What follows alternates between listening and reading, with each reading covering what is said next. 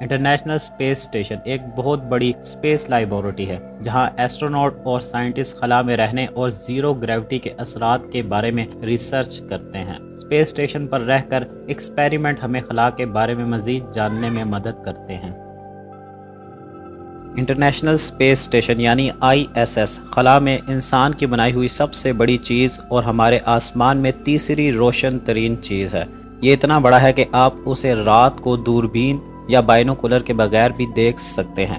یہ 109 میٹر لمبا اور 75 میٹر چوڑا ہے، جو کہ سائز میں فٹ بال کے میدان کے برابر بنتا ہے، جبکہ اس کا وزن تقریباً 450 ٹن یعنی 4 لاکھ کلو گرام ہے، جو کہ ایک ایوریج کار کے وزن سے 450 گنا زیادہ ہے۔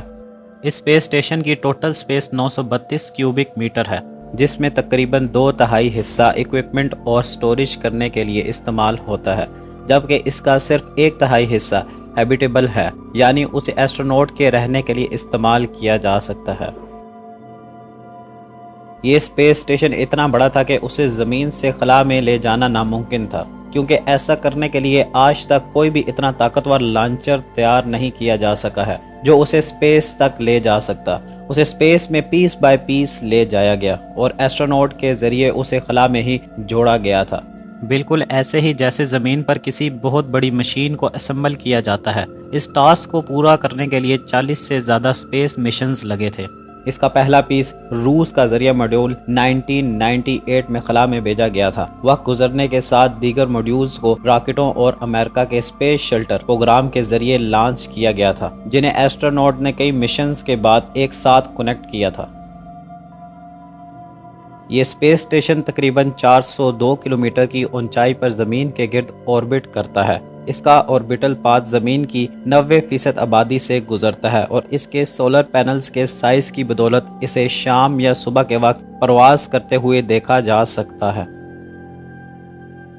ISS تقریباً 28,000 کلومیٹر فی گھنٹے کی رفتار سے ٹریول کرتا ہے۔ اس سپیڈ سے ISS ہر 90 منٹ میں زمین کے گرد چکر لگاتا ہے، جس کے باعث کریو دن میں 16 دفعہ سن رائز اور سن سیٹ دیکھ سکتے ہیں۔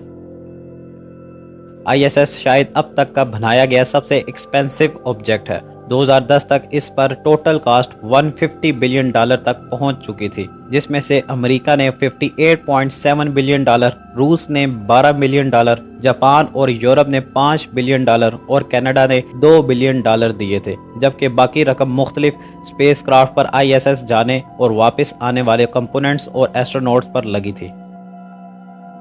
ISS میں 10 ایسٹروناٹ رہ سکتے ہیں، یہاں ان کا قیام 6 ماہ تک ہو سکتا ہے۔ اتنے عرصے کے دوران ISS پر موجودہ ایسٹروناٹ اسٹرکٹ قسم کے ڈیلی شیڈیول پر عمل کرتے ہیں۔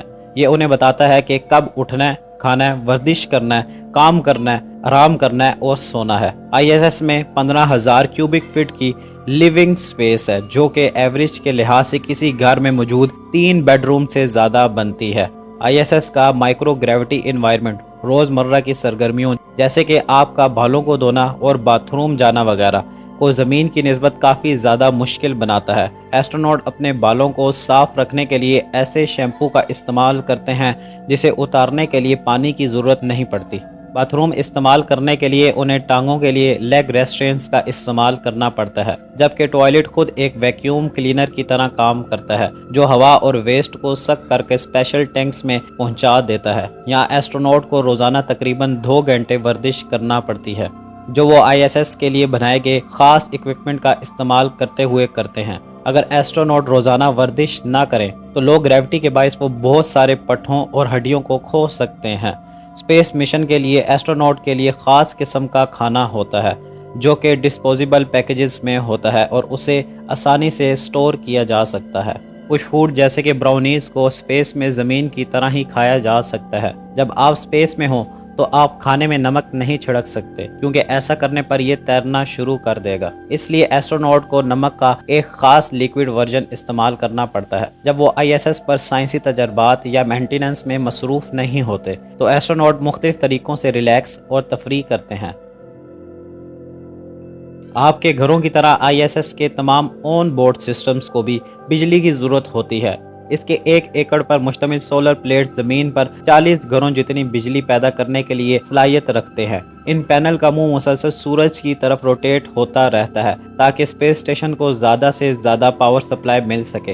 इंटरनेशनल स्पेस स्टेशन पर मौजूद ये सोलर पैनल्स जमीन की तरह नीले या स्याह रंग के नहीं हैं, बल्कि सोने के रंग के हैं, क्योंकि गोल्ड कलर सोलर एनर्जी को बिजली में तब्दील करने में बहुत ज्यादा एफिशिएंट होता है।